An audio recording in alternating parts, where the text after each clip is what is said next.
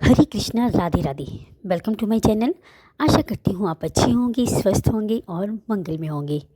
आप सभी को 2026 में बैसाख मास की बैसाख स्नान की ढेर सारी शुभकामनाएं। बोलिए लक्ष्मी नारायण भगवान की जय। आज मैं आपके सामने लेकर आई हूँ बैसाख मास महत्तम अध्याय 1। देखो, ये इतने फलकारी अध्याय हैं, इसे सुनने मात्र से आपको अश्वमेघ यज्ञ करने का फल प्राप्त होगा, क्योंकि ये बैसाख मास को भगवान ने अपना नाम दिया है माधव मास, और भगवान जी को बैसाख माधव मास बहुत ज़्यादा अति प्रिय है। इसलिए मन से भाव से बैसाख स्नान करिए, सुबह ब्रह्म मुहूर्त में उठ के सूर्य उदय से पहले, और बैसाख मास महत्तम हर रोज़ एक अध्याय का श्रवण अवश्य करिएगा। देखो, बैसाख मास महत्तम का वर्णन हमें पद्म पुराण और स्कंद पुराण में मिलता है। बैसाख महत्तम सूत जी महाराज ने ऋषियों को सुनाया था, और ये महत्तम सबसे पहले भगवान विष्णु ने माता लक्ष्मी जी को सुनाया था, जिसको ब्रह्मा जी ने भी सुना और बाद में अपने पुत्र नारद जी को सुनाया।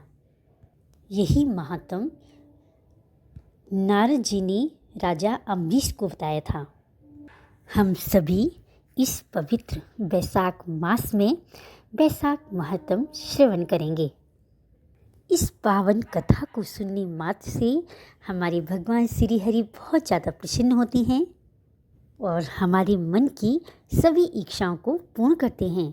इसलिए मन से भाव से श्रद्धा के साथ हर रोज़ बैसाख मास महत्तम अध्याय का श्रवण करिएगा। भगवान नारायण नर श्रेष्ठ, नर देवी सरस्वती तथा महर्षि वेद व्यास को नमस्कार करके भगवान की विजय कथा से परिपूर्ण इतिहास पुराण आदि का पाठ करना चाहिए। जय गणेश मंगल करण भरण जन्म सुख साज, दीन जानी कीजिए दया हम पर श्री महाराज। बोलो गणेश जी महाराज की जय। गीली मिट्टी अनगढ़ी हमको गुरुवर जान, ज्ञान प्रकाशित कीजिए आप समर्थ बलवान। बोलो अपने अपने गुरु महाराज की जय। बैसाख मास महत्तम अध्याय 1। आज इस प्रथम अध्याय में श्री सूत जी महाराज सभी ऋषियों के पूछने पर उन्हें नारद मुनि द्वारा सुनाया हुआ महत्तम बता रहे हैं। एक समय की बात है, नैमी शरण तीर्थ में शौनक आदि 88,000 ऋषियों ने पुराणों और वेदों के ज्ञाता श्री सूत जी से बैसाख महत्तम सुनने की प्रार्थना की।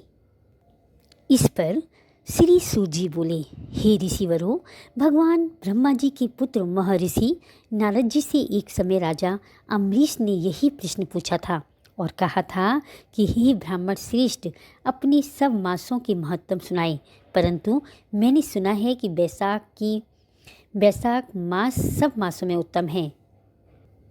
इसलिए अब आप कृपया कर मासों में श्रेष्ठ बैसाख मास के महत्तम का वर्णन कीजिए।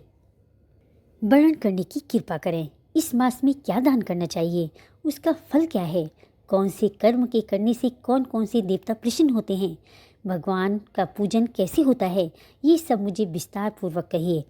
राजा अम्बरीश की बात सुनकर मुस्कुराते हुए नारद जी बोले कि हे राजन, सभी मासों के महत्तम को भगवान विष्णु ने लक्ष्मी जी से कहा था, वही भगवान ब्रह्मा जी ने मुझे सुनाया है, उसी को मैं तुमसे कहता हूँ। वैसे तो सभी मास श्रेष्ठ हैं, परंतु भगवान विष्णु को कार्तिक मास, माघ और बैसाख महीना सबसे अधिक प्रिय है। इन तीनों में से बैसाख मास को अधिक श्रेष्ठ माना गया है। यह महीना माता के समान सब जीवों को मनवांछित फल देने वाला है। इस मास के सेवन से प्राणी की समस्त अभिलाषाएं पूरी हो जाती हैं। इस मास में धर्म, यज्ञ, तप, स्नान, व्रत आदि करने से प्राणी के समस्त पाप नष्ट हो जाते हैं। इस मास की देवता श्री प्रशंसा करते हैं तथा इसके सेवन और ललायित बने रहते हैं। जिस प्रकार विद्याओं में वेद, मंत्रों में प्रणव, वृक्षों में कल्प वृक्ष, गौओं में कामधेनु गाय, नागों में शेषनाग, पक्षियों में गरुड़, देवताओं में श्री विष्णु भगवान, वर्णों में ब्राह्मण, प्रिय वस्तुओं में प्राण, मित्रों में पत्नी, नदियों में गंगा, तेज धारियों में सूर्य, शास्त्रों में सुदर्शन चक्र, धातुओं में स्वर्ण, वैष्णवों में शिव तथा मणियों में कौस्तुभ मणि सर्वश्रेष्ठ है। उसी प्रकार भगवान के भक्तों के लिए वैशाख मास सबसे उत्तम है। यह मास भगवान विष्णु की भक्ति उत्पन्न करने वाला मास है। जो प्राणी वैशाख मास की मेष राशि की संक्रांति में सूर्य उदय से पहले स्नान करता है, उससे लक्ष्मी जी सहित भगवान विष्णु अत्यंत प्रसन्न होते हैं। जिस प्रकार अन्न से सब प्राणी प्रसन्न रहते हैं, उसी प्रकार वैशाख मास में स्नान करने वाले सब पापों से मुक्त होकर वैकुंठ धाम को चले जाते हैं। जो व्यक्ति वैशाख मास में मेष राशि के सूर्य में प्रातः स्नान कर भगवान की परिक्रमा करता है, उसे 100 राजस्व यज्ञों तथा 10 सहस्र अश्वमेघ यज्ञों के बराबर का फल मिलता है। वह समस्त पापों से मुक्त होकर भगवान की कृपा से वैकुंठ धाम को प्राप्त करता है।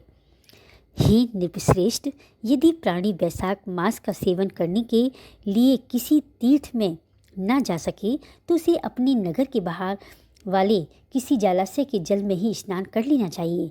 यम की आज्ञा से शास्त्रों में लिखे पाप उसी समय तक गरजते हैं जब तक मनुष्य वैशाख मास स्नान नहीं करता। परम पुनीत वैशाख मास में भगवान विष्णु की आज्ञा से समस्त तीर्थों के देवता सूर्य उदय से 6 घड़ी तक जल के बाहर सब प्राणियों के हित के लिए ठहरते हैं, परंतु इस समय तक भी जो स्नान के लिए नहीं आता वो उसको श्राप देकर अपनी धाम को चले जाते हैं।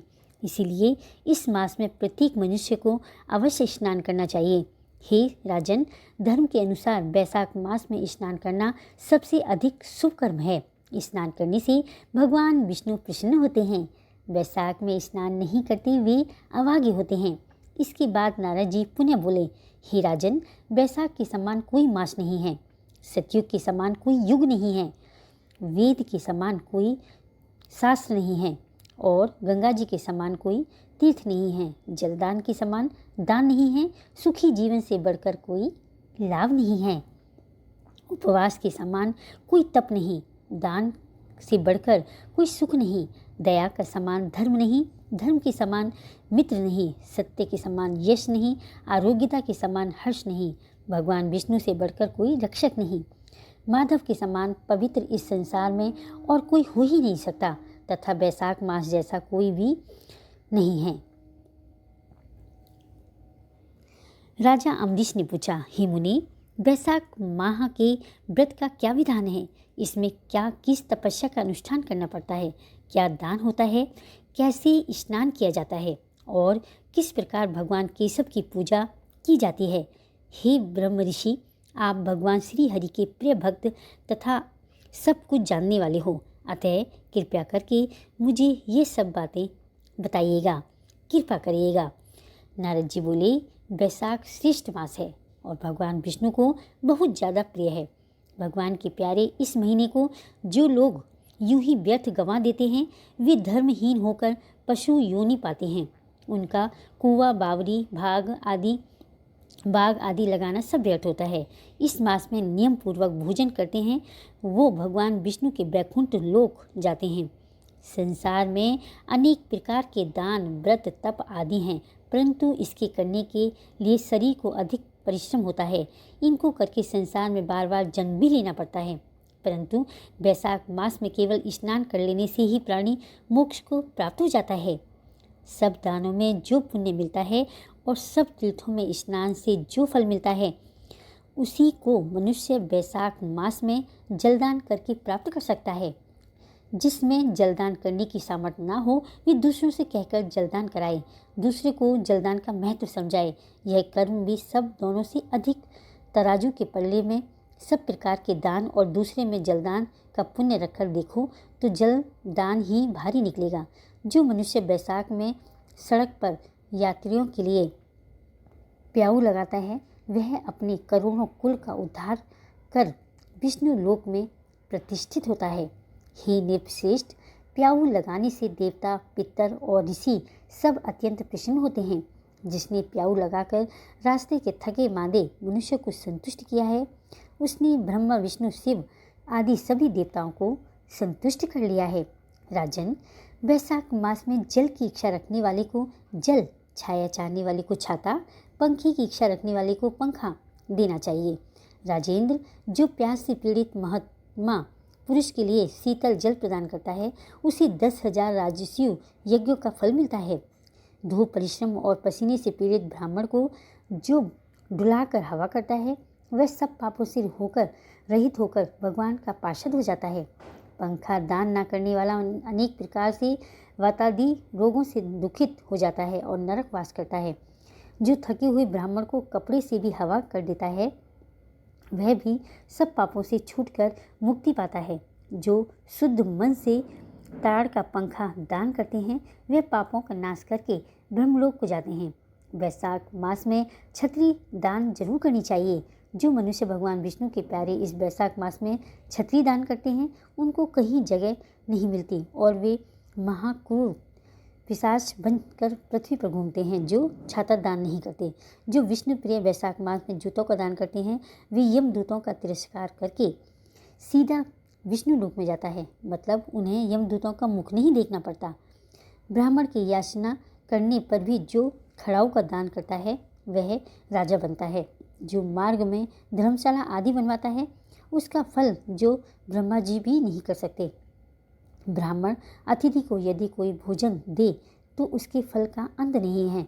जो मनुष्य मार्ग के थके हुए ब्राह्मण के लिए आश्रय देता है, उसके पुण्य फल का वर्णन नहीं किया जा सकता।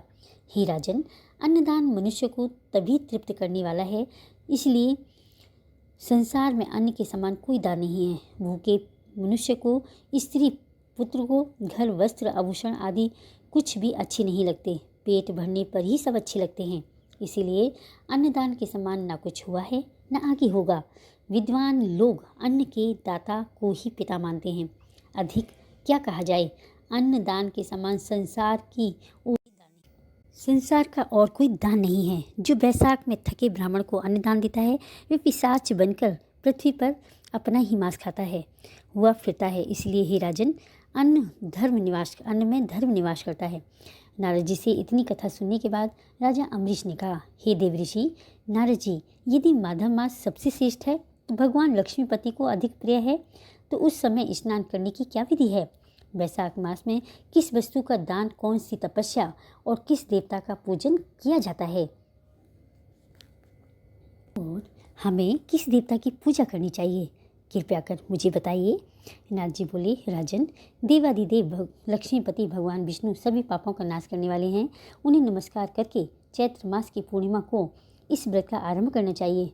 व्रत लेने वाला मनुष्य यमनियों का पालन करे, शक्ति के अनुसार कुछ दान दे, अविष्यार्थ भोजन करे, मतलब यज्ञ आदि उपयोग में लाया जाने वाला विहित सात्विक अन्न या आहार करे, भूमि पर सोए, ब्रह्मचार्य व्रत में दृढ़तापूर्वक स्थित रहे तथा मन में भगवान श्री नारायण का ध्यान करते हुए तुक्ष आदि मतलब कष्ट में तपस्याओं के द्वारा शरीर को सुखाए। इस प्रकार नियम से रहकर सब वैशाख की पूर्णिमा आए उस दिन मधु तथा तिल आदि का दान करें। श्रेष्ठ ब्राह्मण को भक्तिपूर्वक भोजन कराएं, उन्हें दक्षिणा सहित देनु दान दें तथा वैशाख स्नान के व्रत में जो कुछ गलती हुई हो उसकी पूर्णता के लिए ब्राह्मणों से प्रार्थना करें। वैशाख मास महत्तम अध्याय 1 संपूर्णम। कल अध्याय 2 में आगे की कथा सुनेंगे। देखो, मानव जीवन मिलना बहुत मुश्किल है। अगर हमें मानव जीवन मिला है और भगवान श्री हरि की कृपा भी मिली है, तभी तो हम इस पावन कथा का श्रवण कर पा रहे हैं। इस पावन जीवन जो मिला है हमें भगवान श्री हरि की कृपा से, इस जीवन का लाभ उठाओ। अच्छे अच्छे कर्म, श्रेष्ठ कर्म करो, भगवान की भक्ति में लीन रहें, अपनी काम करते जाएं, लेकिन मन से भगवान के चरणों में हमें मन लगाना चाहिए। जीवन क्षणभंगुर है, अभी है अभी नहीं, तो क्यों न कलयुग में हम भगवान का नाम जाप करके भक्ति करके भगवान की प्राप्ति कर सकते हैं। तो जीवन में अच्छे अच्छे काम करो, भगवान का नाम जाप करो, महामंत्र का जाप करो। कलयुग केवल नाम आधारा, सुमिर सुमिर नर उतर ही पारा। महामंत्र है कृष्ण कृष्ण कृष्ण हरि हरि, हरि राम राम राम हरि हरि। या आपको किसी की गुरु दीक्षा मिली है तो आप जो गुरु ने नाम दिया है उसकी भी माला कर सकते हो, जाप कर सकते हो। किसी भी तरह से भगवान के चरणों में रहना है, उनकी भक्ति करनी है। देखो, ये समय बार बार नहीं आएगा और ना ही हमें मिलने वाला है। ये हाथ से हमारा जीवन ऐसे खिसकता जा रहा है कि कब हमारे भगवान जी का बुलावा आ जाए कुछ नहीं पता। इसलिए भगवान के पास जाने की हमें तैयारी करनी चाहिए। जब हम जाएं तो भगवान के आगे सिर उठाकर हम भगवान से बातें कर सकें कि भगवान जी, मैंने कोई गलत काम नहीं किया। इसलिए भगवान की कथाएं सुनते रहें, भगवान के नामों का जाप करें, महामंत्र का जाप करें और जो भी आपको गुरु मंत्र मिला है उसका जाप करें, या ओम नमो भगवते वासुदेवाय नमः मंत्र का जाप करें। अगर वीडियो अच्छी लगी हो तो लाइक करें, कमेंट करें, मीनूज लाइफ स्टाइल को सब्सक्राइब करें। बोलिए लक्ष्मी नारायण भगवान की जय, माधव मासी की जय, वृंदावन बिहारी लाल की जय। मिलते हैं नेक्स्ट वीडियो में। जय श्री कृष्णा।